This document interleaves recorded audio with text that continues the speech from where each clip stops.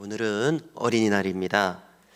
어린이에 대해서 주님께서 하신 중요한 말씀이 있죠. 너희가 돌이켜 어린아이와 같지 아니하면 결코 천국에 들어가지 못하리라 말씀하셨습니다. 그러면 어린아이의 자세와 마음은 무엇입니까? 정리해 보면은 첫째, 전적으로 신뢰하는 특징이 있습니다. 둘째, 예를 들어서 어머니와 아버지다 그러면은 전적으로 의존합니다. 세 번째로 순수합니다.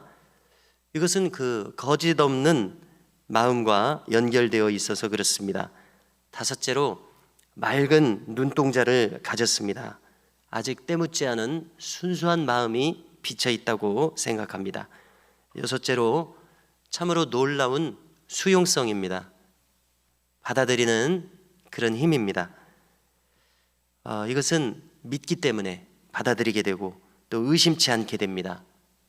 그래서 무엇보다도 우리는 주님의 말씀에 대해서 어린아이처럼 임해야 될 것입니다.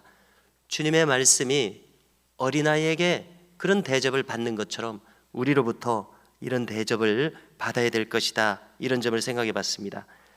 자, 우리 어른들의 마음 중에 따지는 마음이 있습니다. 의심하는 마음이 있습니다. 거부하는 마음이 있습니다. 이것은 이제 그 결국을 보면은 완악해진 마음입니다. 불신앙의 태도입니다. 하나님의 말씀에 대해서요. 그래서 천국이 쉽게 임하지 못하는 이유가 됩니다. 그래서 이 점을 우리는 크게 자신을 돌아봐야 될 것입니다.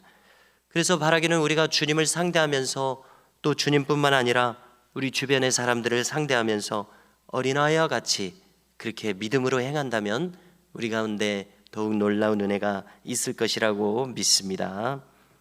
먼저 모압 왕 발락은 한층 들떠 있습니다. 기대감이 충만합니다.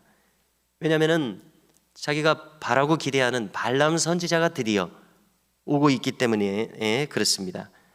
그는 아르논 강가까지, 즉 모압의 북쪽 변경 국경까지 영접하러 옵니다. 아르논강은 어디인가 생각할 때 사해 바다를 떠올리실 때 그 중간 지점까지 동쪽에서 사해로 흘러 들어가는 바로 그 강입니다. 거기가 모압의 북쪽 경계입니다. 발락이 발람 선지자에게 말합니다. 왜 처음에는 오시지 않았습니까? 이렇게 말하고, 나는 그대를 크게 높여줄 수 있는 그런 힘이 있는 사람입니다. 진작에 오실 걸 그랬습니다. 이런 뜻입니다. 발람의 마음을 사로잡기 위해서 극진하게 이렇게 말하는 것입니다. 그렇지만 우리가 어제 내용에서 본 것처럼 발람은 이미 나귀가 말을 했던 그 사건을 경험했기 때문에 탐심으로부터 정신 차린 그런 사람이 되었습니다. 그래서 이 발락의 말에 현혹되지 않고 처음에 하나님께서 그를 단속하신 것처럼 바르게 대답하게 됩니다. 38절을 보니까 내가 오기는 하였으나 무엇을 말할 능력이 있으리이까? 오직 하나님이 내 입에 주시는 말씀, 그것을 말할 뿐입니다. 이렇게 바르게 답한 겁니다. 자, 발락 왕은 발람 선지자와 이제 함께 데리러 갔었던 고관들을 술을 잡아서 잘 대접을 했습니다. 그리고 다음 날 아침에 바알 산당에서 제단을 쌓게 됩니다. 순양 7에 숫송아지 7을 바치게 됩니다. 발람 선지자가 당신들은 번제물 곁에 서 있으시오. 나는 저리 가서 혹시 나에게 임하시는지 말씀하시는 것을 듣겠습니다. 이렇게 말했습니다. 그리고 과연 하나님께서 무엇인가 발람 선지자에게 임하셔서 말씀을 주셨습니다. 그 내용은 이제 7절부터 쭉 이어지는데요. 중요한 8절을 읽어드리면요. 하나님이 저주하지 않으신 자를 내가 어찌 저주하며, 발락 왕에게 하는 말입니다. 여호와께서 꾸짖지 않으신 자를 내가 어찌 꾸짖으랴, 이렇게 이야기를 꺼내고요. 하나님 말씀하셨다고 하면서, 그리고 이어서 이스라엘을 높이는 말을 계속하게 됩니다. 요점은 이 백성은 많은 민족이 있지 않습니까? 많은 민족이 있는데 이 민족은 홀로 살 것이다. 즉 혼자의 힘으로 생존하게 될 것이다. 지금 유랑하는 민족이지 않습니까? 이 현재는 애굽에서 나와서 유랑하는 민족이 무슨 힘이 있겠습니까?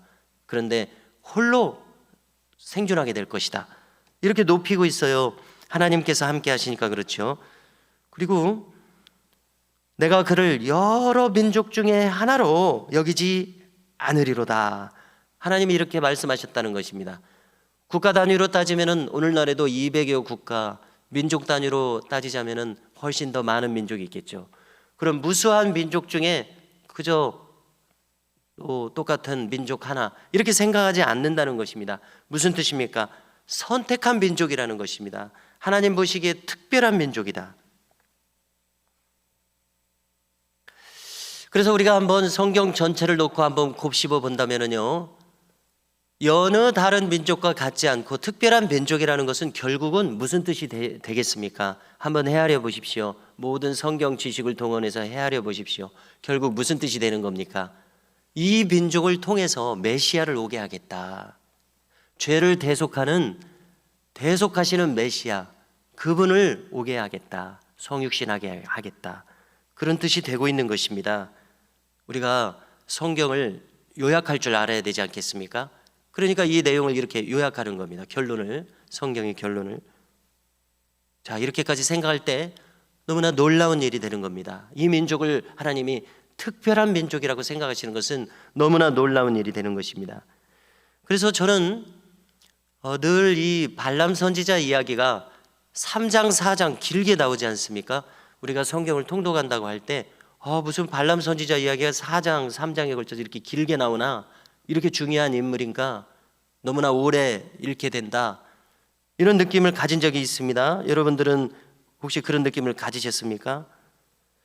그래서 이렇게 많은 지면을 할애하는 것에 대해서 빨리 좀 넘어갔으면 좋겠다, 이런 마음이 들어지더라고요. 별로 중요한 이야기 같지 않아서요. 자, 그런데 이번에 이렇게 민수기를 새벽에 쭉 묵상하면서 오늘, 어제, 또 내일, 그 다음까지 발람 선지자의 이야기를 쭉 대하게 되면서 왜 이렇게 길게 이것을 기록하게 하셨나, 조금 그 이유를 알 것 같습니다. 그것은 방금 거론한 그 대목 때문입니다. 즉, 이 이스라엘 백성들은 특별한 민족이다. 그것을 발람 선지자가, 이 적대적인 사람들이 그들의 입술로 이걸 고백하게 만드는, 그리고 그 대적자를 자처한 모압 왕이 그걸 자기 귀로 듣게 되게 만드는, 이것이 특별한 사건이 되겠구나. 메시아를 오시게 할 그 민족으로 택하셨다는 점에 대해서 지금도 홀로 생존하게 될 것이다. 그리고 여느 다른 민족과 같은 민족이 아니다. 이렇게 하나님의 그런 계시가 여기서 임하고 있지 않습니까? 그래서 길게 이것을 기록하는구나, 이렇게 한번 생각해 보게 됩니다. 발람 선지자는 10절에서 또 말합니다. 나도 의인의 죽기를 원한다. 나의 종말이 그와 같기를 바라노라. 이것은 무슨 뜻입니까? 이 예언을 전하면서 발람 선지자가 깨닫게 됐다고 생각을 합니다. 이스라엘 민족이 이렇게 특별한 민족이구나, 하나님의 사랑이 여기 이렇게 잔뜩 부어져 있는 민족이구나, 부럽구나, 이런 마음이 들었던 것 같습니다. 그렇게 생각됩니다. 이 이스라엘 민족이 참 중요한 민족이다. 하나님 특별한 사랑이 여기 머물러 있다. 그들의 죽음은 얼마나 의인의 죽음이 될 것인가. 나도 그들과 같이 그렇게 사랑받은 존재로 살다가 죽고 싶다. 이런 종류의 마음이라고 생각합니다. 택함받은 그들이 부러운 것이죠. 우리가 대략 그 유대인들을 생각할 때 현대 사회에서도 조금 부러운 마음이 들지 않습니까? 예를 들어서 그들이 그렇게 고생한 민족이면서도 가는 곳마다 상권을 그들이 쥐게 됩니다. 또 그들이 어디 있든지 간에 그렇게 그 인류의 업적을 상징하는 노벨상을 40% 이상의 그 적은 민족이 그렇게 그것을 성취합니다. 그런 것을 생각할 때 하나님의 특별한 무엇인가가 그들에게 임하였다. 특별히 그들은 자녀들을 교육할 때 학교 교육이 모세 오경을 주제로 삼아서 거기서 국어도 가르치고 외국어도 가르치고 과학도 가르치고 또 무엇입니까? 거기서 모든 과목을 거기서 나온다는 거예요. 그러니까 항상 성경을 대하고 있는 것 아닙니까? 그것이 그들이 축복된 백성들이 되는 그런 비결이 아니겠는가 이렇게 생각합니다. 이때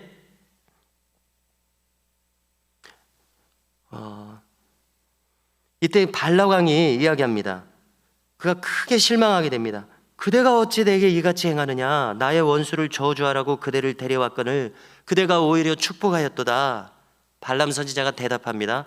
여호와께서 내 입에 주신 말씀을 내가 어찌 말하지 않으리까? 이렇게 답합니다. 자, 옳습니다. 하나님께서 작정하신 일은 막을 수가 없습니다. 그래서 우리에게 적용해야 되겠습니다.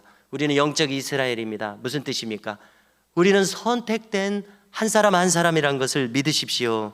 하나님께서 복 주시기로 택한 백성인 것을 믿으십시오. 80억이라는 수많은 인류가 있지만 우리가 지금 이 새벽에 이 자리에 하나님 앞에 나와 있습니다. 어찌 택한 백성이 아닙니까? 어찌 복 주시기로 작정한 백성이 아닙니까? 영원한 축복이 우리에게 머물러 있음을 믿으시기를 바랍니다.